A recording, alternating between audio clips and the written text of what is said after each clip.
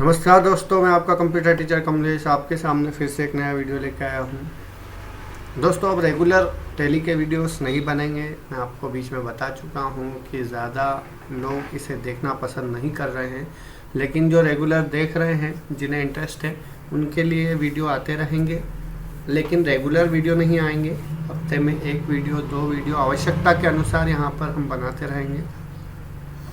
Last video में हमने vouchers entry सीखी थी और सेल्स और परचेस की वाउचर की एंट्री, रिसिप्ट वाउचर की एंट्री हमने करके देखी थी। लेकिन वो सारी एंट्रियाँ जो थी परचेस और सेल्स की, वो कैश में थी। यदि हम किसी से उधार सामान खरीदना या बेचना चाहते हैं तो वो कैसे खरीदेंगे बेचेंगे, ये आज के वीडियो में हम देखेंगे। लास्ट वीडियो में हमने जो एंट्रियाँ की थी, हम पहले सिलेक्ट कंपनी करके उस कंपनी पर जाते हैं और यहाँ पर हम बैलेंस शीट पर जाकर देखते हैं। ठीक है, बैलेंस शीट आपको रिपोर्ट सेक्शन के अंदर मिलेगा। बी दबाएंगे तो यहाँ हम देख रहे हैं कि हमने 10,000 रुपये कैपिटल अकाउंट में जमा किया था और उसके बाद 2,000 रुपये का हमको प्रॉफिट हुआ था। तो टोटल हमारा असेस्ट 12,000 का हुआ था। इसके बाद प्रॉफिट एंड लॉस अकाउंट पे जाके हम देखेंगे तो हमने 5,000 रुपये में सामान खरीदा था, परचेस किया था, तथा 7,000 रुपये में सेल्स किया था। तो टोटली हम 7,000 रुपये में सामान बेचने के बाद हमें 2,000 रुपये का नेट और ग्रॉस प्रॉफिट हुआ। तो इस तरह से हम देख सकते हैं। इसके अलावा यदि हमें वाउचर बनाए हैं उनकी एंट्री देखनी है तो डिस्प्ले वाले कॉलम में जाकर, रिपोर्ट सेक्शन में डिस्प्ले पर जाकर, डे बुक पर जाकर हम प्रत्येक एंट्री देख सकते हैं। लेकिन यहाँ पर एक ही डेट की एंट्री दिखाएगा। यदि आप चाहते हैं कि 1 अप्रैल के बाद की या उसके पहले की एंट्री दिखाए तो आपको यहाँ पर डेट बदलनी होगी। तो ये सारे वाउचर हमने 1 अप्रैल के दिन बनाए थे। अब यदि आप 1 अप्रैल के अलावा दूसरी डेट में बनाना चाहते हैं तो यहाँ करंट डेट आपको दिखाई दे रही है 1 अप्रैल, ये आपको चेंज करना होगी। F2 यहाँ पर दिखाई दे रहा है आपको, F2 से डेट चेंज होती है।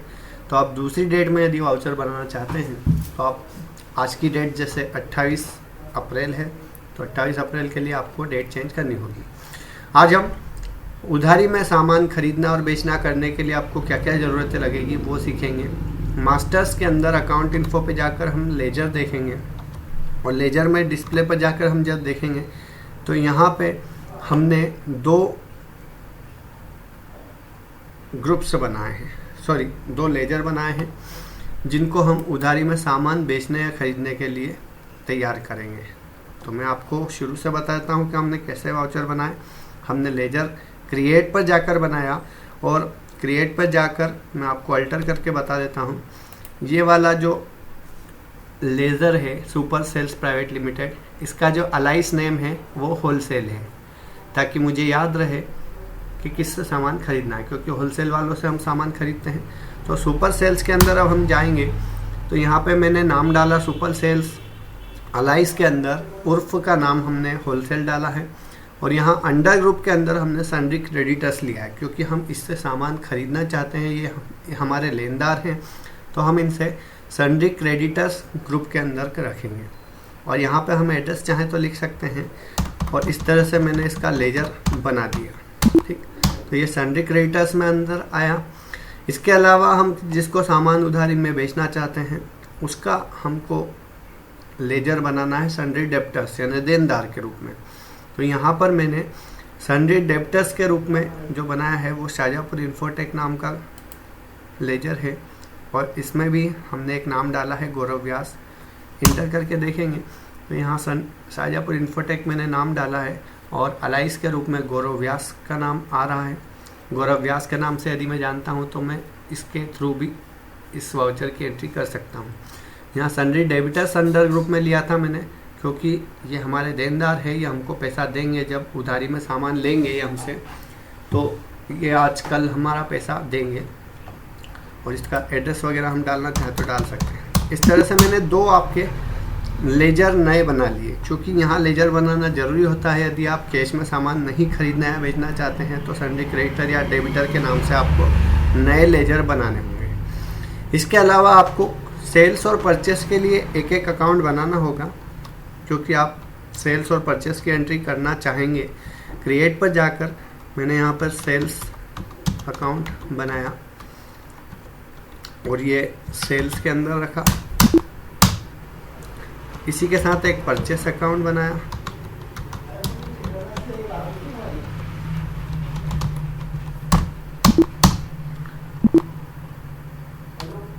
यहाँ पर डिस्प्ले पर जाकर हम देख सकते हैं सेल्स और परचेस अकाउंट भी हमारे तैयार है। अब हम एंट्री करेंगे तो वाउचर्स पे जाएंगे, ट्रांजैक्शन के अंदर अकाउंटिंग वाउचर्स पे जाएंगे और यहाँ पे हमको परचेस करना है। ठीक है, उधारी में सामान पहले परचेस करेंगे। यहाँ पेमेंट वाउचर है, इसलिए हम परचेस में लाने के लिए F9 की दबाएंगे और यहाँ रेफरेंस नंबर में आप कोई भी चीज़ डाल सकते हैं, ज़रूरी हो तो बिल नंबर डालें वरना छोड़ दें। यहाँ पर हम 2 में जैसे ही हम कुछ अक्षर टाइप करेंगे तो यहाँ पर हमको सन्ड्री क्रेडिटर्स, जो हमने ग्रुप बनाया था, सुपर सेल्स के नाम से बनाया था या होलसेल, दोनों में से कोई भी चीज़ हम लेंगे तो यहाँ पे दुकानदार का नाम ही आएगा, कंपनी का। इससे हम 50,000 रुपये का उधारी में माल सामान खरीद कर, जैसे ही हम इंटर करेंगे यहाँ पर एक विंडो और खुलती है, मेथड ऑफ, इसके अंदर हमको ऑन अकाउंट लेना है और इंटर कर देना है। बाय के अंदर परचेस कर रहे हैं इसलिए हम परचेस अकाउंट के अंतर्गत इसको लेंगे, इंटर कर देंगे। यदि हम नरेशन लिखना चाहते तो लिख सकते हैं। ये हमारी एंट्री हो चुकी है।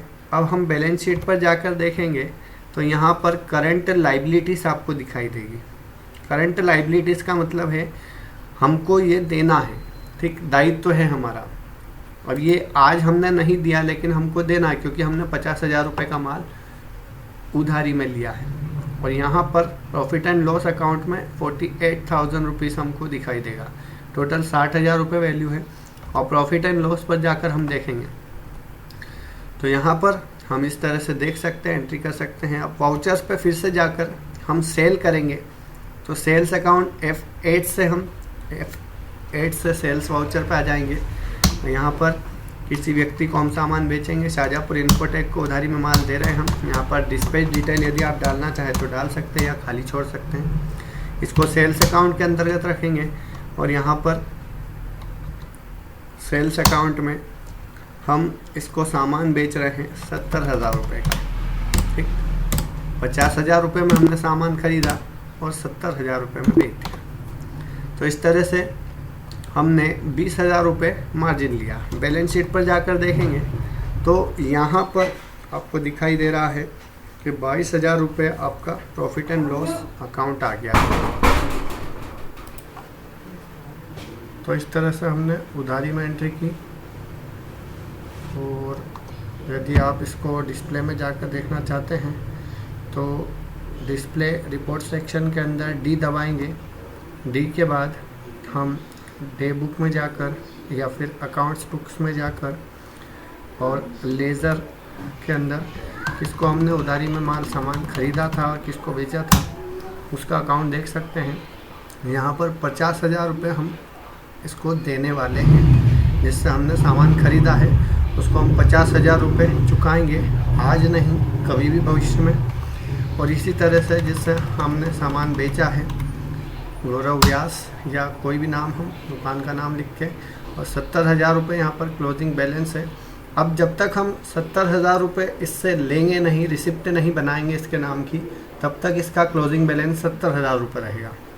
इसी तरह से जिससे हमने सामान ख़रीदा है, जब तक हम पेमेंट वाउचर के थ्रू सुपर सेल्स के नाम से 50,000 रुपये का पेमेंट नहीं करते हैं, तब तक क्लोजिंग बैलेंस 50,000 रुपये दिखाएगा। जैसे ही हम इसको 50,000 रुपये का पेमेंट कर देंगे, यहाँ पर क्लोजिंग बैलेंस 0 होना चाहिए। तो इसलिए आपका जो बैलेंस शीट है उसमें लाइबिलिटीज़ के अंदर 50,000 और असेस्ट के अंदर 82,000 दिखाई दे रहा है, क्योंकि हमको सामान के पैसे देना भी है और लेना भी है। तो इस तरह से हमने आज उधारी में सामान की एंट्री, परचेस और सेल्स कैसे करते हैं ये सीखा। आशा करता हूँ आपको वीडियो पसंद आ रहा है और आप रेगुलर वीडियो देखेंगे तो आपको अच्छे से समझ में आएगा। आज के वीडियो में इतना ही। आगे आने वाले वीडियो में हम इसी वीडियो की जो हमने उधारी में माल ख़रीदा और बेचा है उसका पेमेंट करेंगे और प्राप्त करेंगे। तो आप अगला वीडियो ज़रूर देखें और इन दोनों वीडियो को साथ में देखें। धन्यवाद।